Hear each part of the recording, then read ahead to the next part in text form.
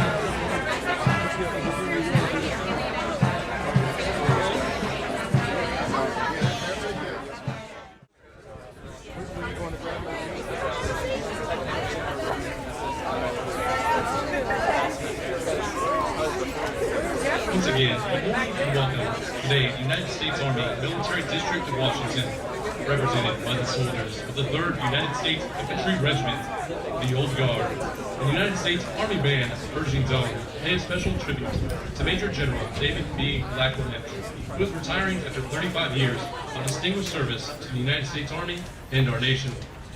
Participating in today's review from left to right is the United States Army Band Pershing Zone, formed in 1922 by then Army Chief of Staff General John J. Pershing. The United States Army Band is the premier band of our senior service. Pershing Zone provides musical support for ceremonies and special events in our nation's capital and throughout the United States. The United States Army Band is under the direction of Captain Randy Martell and led by Drum Major Scott Little. Elements of the Old Guard include Charlie Company, commanded by Captain Dennis Marr and led by First Sergeant Lee Thompson. Next online is Hotel Company, commanded by Captain Brandon Cook and led by First Sergeant Scott Thomas. Since the days of the American Revolution, the colors have been one of the most important elements in a military unit, as soldiers kept their position in formation by dressing on the colors. At the center of today's formation, and bearing the national color, is the 3rd Infantry's Continental Color Guard, led by Staff Sergeant Tanner Welch. Next online is Honor Guard Company, commanded by Captain Nick Stout, and led by Sergeant First Class Casey Riddle. Following is the Commander-in-Chief's Guard, patterned after the units created by General George Washington in 1776 to be his personal guard. The Commander-in-Chief's Guard is commanded by Captain Daniel Krupa and led by First Sergeant Jeremy Davis. The last element, online, dressed in the Continental Musician's uniform, is the Old Guard Fife and Drum Corps. During the American Revolution, musicians wore the reverse colors of their parent infantry unit. The men and women of the Old Guard Fife and Drum Corps maintain this tradition by wearing red coats instead of the infantry blue. The Corps is led today by Drum Major William White. To the right of the formation is the Presidential Salutes Gun Battery. The battery is commanded by Captain Thomas Gearhart, and the Sergeant of the Watch is Sergeant Brian Minton. And to the rear of the formation are the 56 state and territorial flags of the United States, commanded by First Lieutenant David Rush, and led by Sergeant First Class Jake Davis.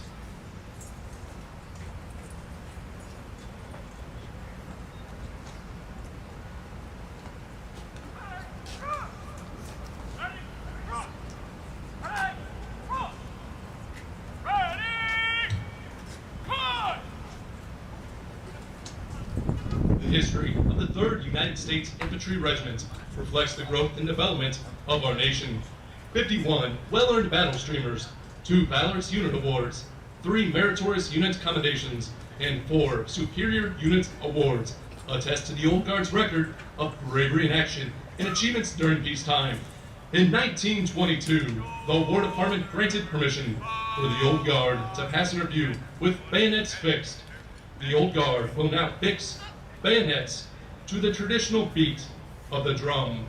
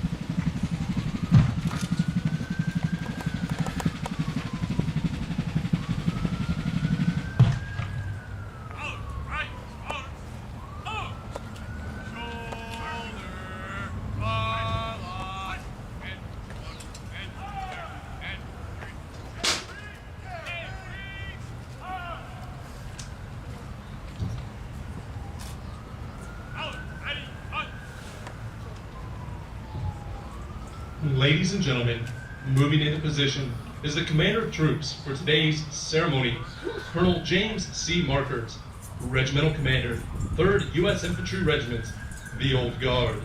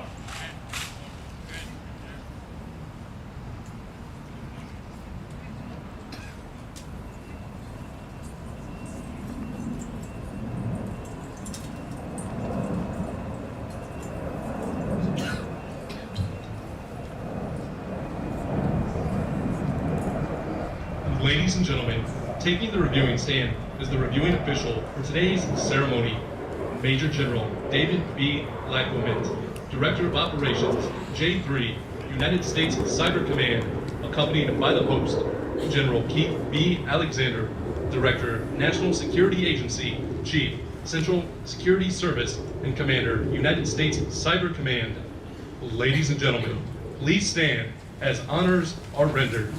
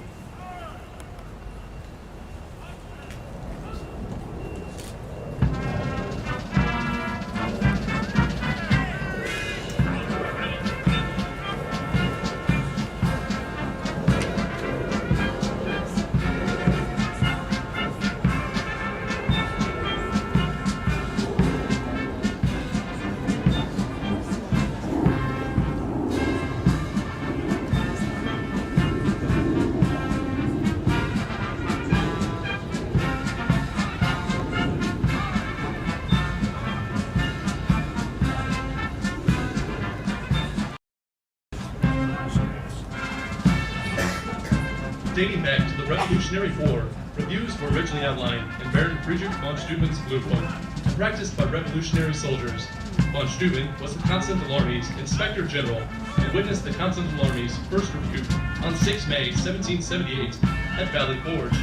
During that period, a review consisted of 4 stages: a formation of the troops, presentation and honors, the inspection you are seeing now, and a march and review. As the commander of troops escorts the reviewing official through the review, the focus is on the pride, precision, and discipline instilled through many hours of drill. Von Steuben knew, as we realize today, this same focus is essential in order to win on the battlefield. Formed in 1922 by then Army Chief of Staff General John J. Pershing, the United States Army Band is the premier band of our senior service. Pershing's Own provides musical support for ceremonies and special events in our nation's capital and throughout the United States. Founded 228 years ago, the Old Guard is America's first and oldest infantry unit. Some things have changed, like our uniforms and the missions we conduct. Other aspects have remained, like our values and traditions. The 3rd Infantry's initial campaigns were on the frontiers of America in the War of 1812 and the Mexican War of 1846. Exceptional bravery marked the Old Guard's role throughout the Civil War, saving the Union Army at its first Manassas and playing an decisive role at Gettysburg. In the settling of the American West, the 3rd Infantry garrisoned hundreds of frontier posts, from Fort Leavenworth to Fort Laramie. The Old Guard saw active service in the Spanish-American War, supported General Pershing's expedition in Mexico, trained thousands of soldiers for World War I, and was the first Army unit deployed overseas in World War II.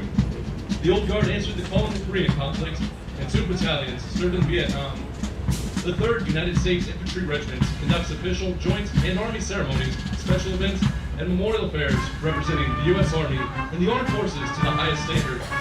The Old Guard has played a major role in every presidential inauguration, from President Eisenhower to President Obama.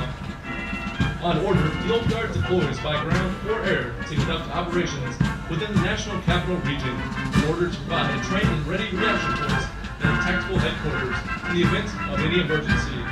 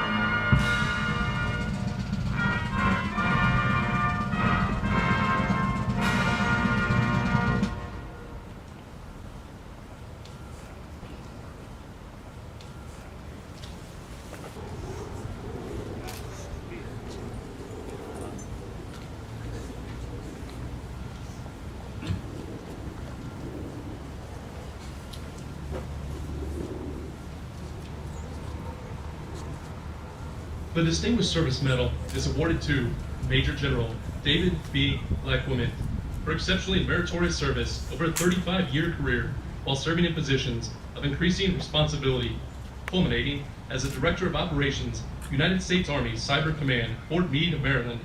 As Director of Operations, Major General Lacquement's vision, determination, and leadership drove significant advances in operations, interagency relationships, and command and control critical to the effectiveness of the cyber domain.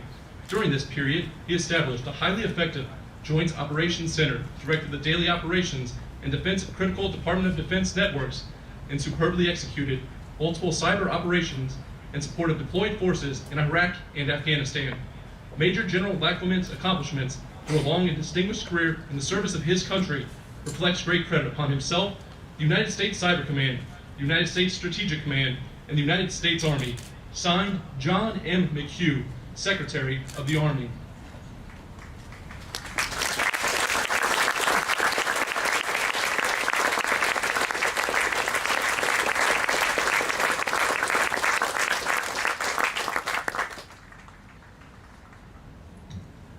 Headquarters, Department of the Army, Special Orders. By order of the Secretary of the Army, the following General Officer is retired. Major General David B. Lacquement. Signed, General Raymond T. Odierno, General, United States Army, Chief of Staff.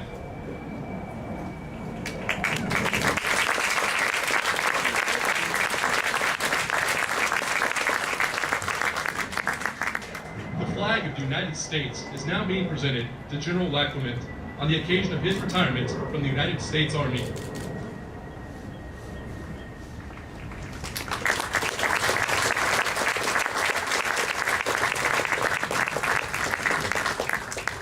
On the occasion of retirement of this distinguished soldier, we also recognize the outstanding service of his spouse, Mrs. Catherine Lacquement, who is presented with the Department of the Army Certificate of Appreciation for her faithful and devoted service.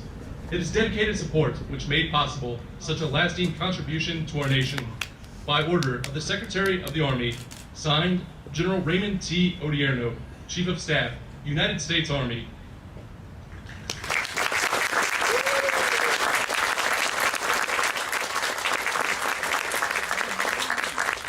At this time, ladies and gentlemen, General Lacquement is presenting his wife, Catherine, with a bouquet of flowers in appreciation for her dedication and support. Flowers are also being presented to General Lacquement's mother, mother-in-law, and 2 daughters.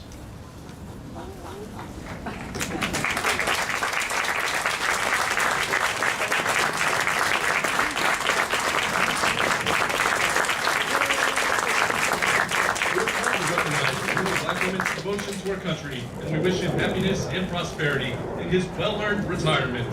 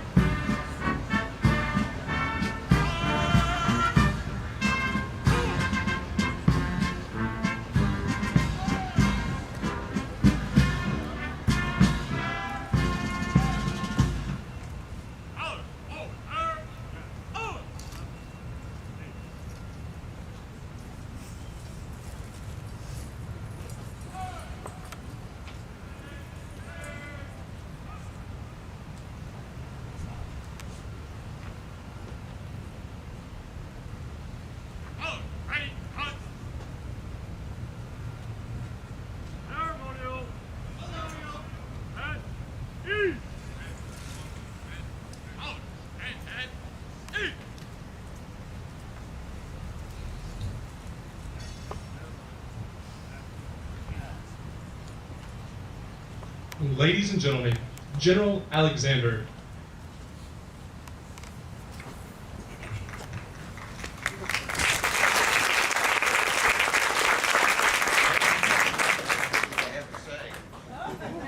Well, I guess that's the only way I'm going to get applause, but I've worked in two other ways.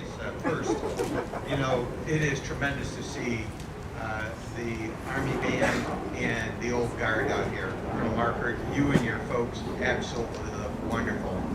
What an honor and privilege it is to participate in the ceremony with all of you, recognizing all that you have done for our country. Many of you have deployed overseas and fought, and now you take care of our soldiers when they come back, when they retire, and in other ceremonies. It is an absolute honor and privilege to be here with all of you. Let's give them a big round of applause.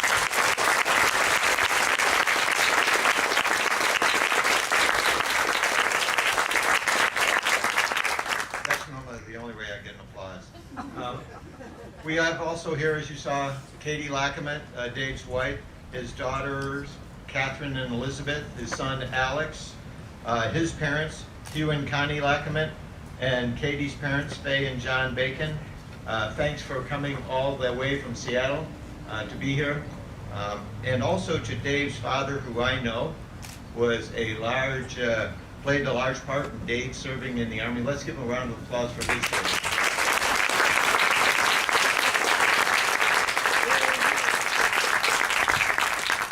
I only know two people who have graduated from Western Maryland College, Dave Lacquement and Tony Sager, and Tony retired a few weeks ago so that he couldn't be outdone by Dave. What a great college, and I suspect that you're probably the most senior Army officer ever to graduate from that college. Debbie and I met the Lacquements in 1995 at the age of 10. Dave was serving at 18th Airborne Corps as in the Army Corps G2 shop there, and was at the pre-command course with us. And what a wonderful time.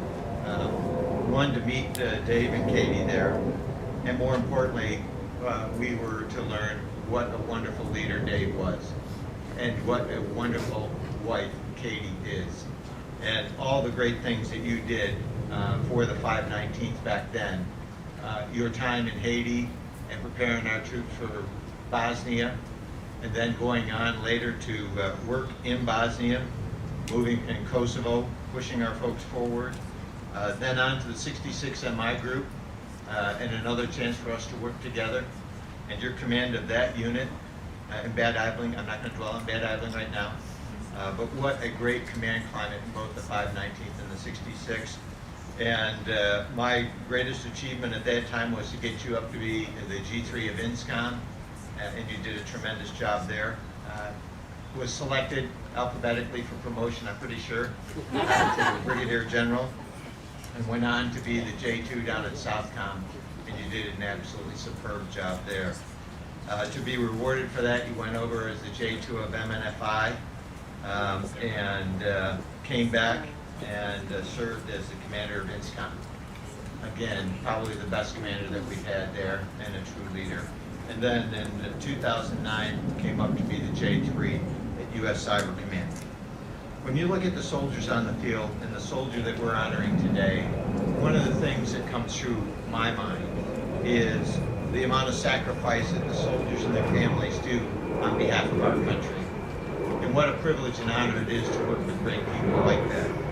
And Dave, you are one of the best, one of the very best. From my perspective, it makes coming to work a good deal every day, to work with people like you, people who care for soldiers, who care about the mission, who come in every day with a great sense of humor, whether we want it or not, and a few practical jokes. And I will tell you, it has been the greatest privilege and honor in my career to work with you. It really has. And I'll just tell you one of the things, when I was at 18th Airborne Corps, I had a chance to talk to Newcomb Needham, who was then the Deputy Corps Commander. And we were talking about the rating of our folks, and he was talking about all the things. And I said, well, there's one thing you should know about Dave. Well, I didn't tell him that part, but I did say, here's my impression of Dave Lacquement. I'll give you the other impression later tonight, but the impression was, This is the greatest leader, the greatest natural leader that we have in the intelligence branch today. We need to promote him and make him a general and do everything we can for that. And Dave, you have shown that in every job that you are. You are our best leader. We will miss you dearly. It has been an honor and privilege to serve with you and Katie. And we hope you'll keep in touch throughout the years. So let's give Dave and Katie a big round of applause.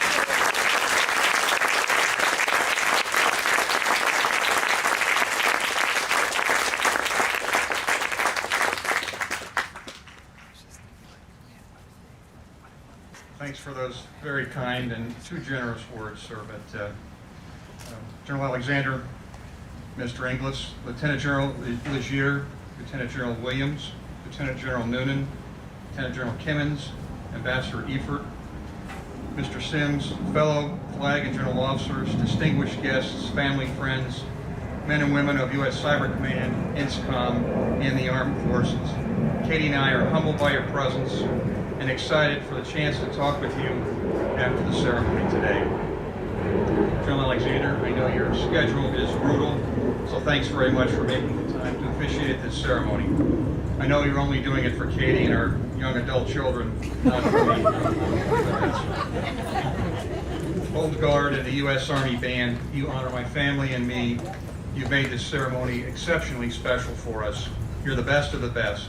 Your professionalism, precision, and adherence to the highest standards has inspired me from the first time I saw the Old Guard conduct a ceremony over 40 years ago to more recent ceremonies where I've had the honor to work alongside you as we paid honors to our fallen. Thanks for all you do for our Army. Katie, my family, and I sincerely appreciate the efforts of all who have helped to set up this ceremony. So thank you all very much. Anybody who had a part in this, great day. Well, today marks the culmination of over 35 years of commissioned service for me and 31 years that my wife Katie and I have spent together as an Army family. I raised my hand on 29 May 1977, before probably some of the troops on the field were even in this world with us, in the grungy basement of a small ROTC office in Western Maryland College. I took the oath of office from my dad, then Colonel Hugh Lacquement, to support and defend the Constitution of the United States against all enemies, foreign and domestic. I was thinking it would be a 4-year scholarship payback tour, and then I'd be out. But little did I know that the Army would grab my heart and soul, not become just a job, but a passion, a calling, a way of life, a family of like-minded brothers in arms. It has been an amazing privilege and an honor for me to be a soldier, following in my father's footsteps and both of my grandfather's footsteps, who both served in World War II, and the footsteps of Lacquement soldiers back to the Civil War on both sides and the Revolutionary War. For me, soldiering has been about being a part of a team of remarkable people, dedicated people, selfless people who become a family, my Army family. And the Army and our sister services continue to be held in very high esteem by the American public because of these exceptional people. But it's not always been that way. I had the opportunity to serve in our Army as it emerged from the post-Vietnam low point and grew into the finest fighting force in the world. When I came in the 1970s, we were an Army with drug problems, race relation problems, trust issues with the American public, and other challenges. In 1995, I was returning from jump school as a 19-year-old ROTC cadet, proudly wearing my Class A uniform with only my Western Maryland College shoulder patch, a name tag, and my ball jump wings. After landing at then Washington National Airport, I was stunned when I was yelled at by a stranger and accused of being a baby killer. 2 years later, as a first lieutenant pulling brigade duty in 3rd Brigade 9th Infantry Division, I was armed as all duty officers were then with a .45 and 2 magazines of ammo to ensure we could enforce good order and discipline. The .45, however, failed to intimidate the soldiers because I do remember on numerous occasions dodging artillery simulators that were thrown from the barracks at the duty officer. When I rolled into the 2nd of the 1st Infantry Battalion as the intelligence officer, we were a unit that did not have war fighting at the top of our agenda. While we did the training exercises, the primary focus of my duties were battalion picnic officer, battalion athletics and recreation officer, and Battalion Arms Room Inspection Officer. I also remember after joining the unit being asked by one of my fellow lieutenants whether I was going to continue in the ways of the previous battalionists to also military intelligence officers. These included wearing a fedora and stick-on beard and hanging out in the battalion area in an effort to catch soldiers smoking dope. The establishment of the all-volunteer force, a new commitment to standards, and a decade of peacekeeping operations in Haiti, Bosnia, and Kosovo, followed by over a decade of combat operations in Iraq and Afghanistan, changed all that. But in the early 90s, I remember thinking I should have joined the Coast Guard, as my college roommate Kip Walton did. He had a real operational mission, flying search and rescue helicopters in Alaska and saving lives. I was just training some more. I was seriously considering getting out at 20 years and seeking more fulfilling work. Then the Army gave me all the operational opportunities I had been looking for. With successive deployments to Haiti, Kosovo, Bosnia, and Iraq, where my intelligence and leadership skills were fully challenged. Today, the Army and its sister services are without question the finest fighting force the world has ever seen.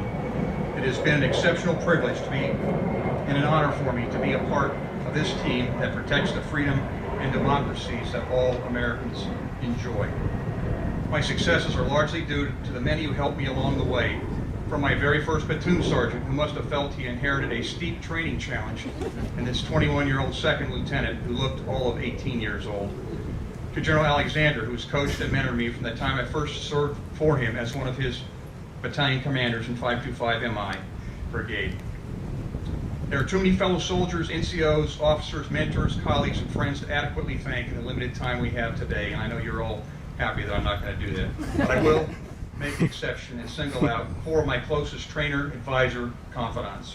Command Sergeant Majors McConnell, Fawcett, Hall, and Redmond. All brilliant, selfless, amazing leaders who enabled me to be successful leading soldiers at the brigade and INSCOM level. The rest of you heroes and dear friends know who you are, and Katie and I are eternally grateful.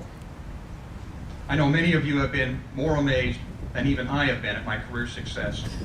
Recently, Tony Sager, my Western Maryland College classmate, who just retired from NSA, confided in me that back in 1977, he thought that of the 11 ROTC cadets being commissioned, I was the cadet most likely to be arrested after commissioning for pranking. I haven't asked my mother-in-law, Faye Bacon, what she thought about the potential of young First Lieutenant Lacquement, but you know what they say. Behind every successful man is a surprised mother-in-law. In addition to my brothers in arms, I'm even more indebted to my family, who enabled my every success as a soldier. My mom and dad taught me through personal example the importance of hard work, lifelong learning, and the golden rule. I love you both. You continue to teach and inspire me. You guys continue to make Mom and me very proud. We love you, and we love your company more than you fully know. In addition to the blessings I've received from my amazing family, I've been blessed to be able to lead soldiers, sailors, and airmen from platoon to 2-star command level, and most recently to be able to play a small part on General Alexander's team standing up U.S. Cyber Command. My career has included some amazing operational memories, but I will always remember the people the most, and it will always be about the people. The future threats to our democracy are great and will require continued vigilance and commitment by our armed forces. I'm especially concerned about the enormity of the challenges presented by cyber threats, but I'm absolutely convinced that the amazing, dedicated people of our intelligence agencies and armed forces, the new greatest generation, are up to this challenge and to future threats yet to be revealed. They are the best our nation has ever known. It has been an honor and a privilege to serve my country along with so many exceptional patriots, some of whom gave the ultimate measure of devotion. Who will hold guard, thanks again for honoring my family today in this heavy-duty heat. We really appreciate all you've done for us today to make this ceremony special. Thanks to everybody else for coming. May God bless each of you, our Army, and our great nation.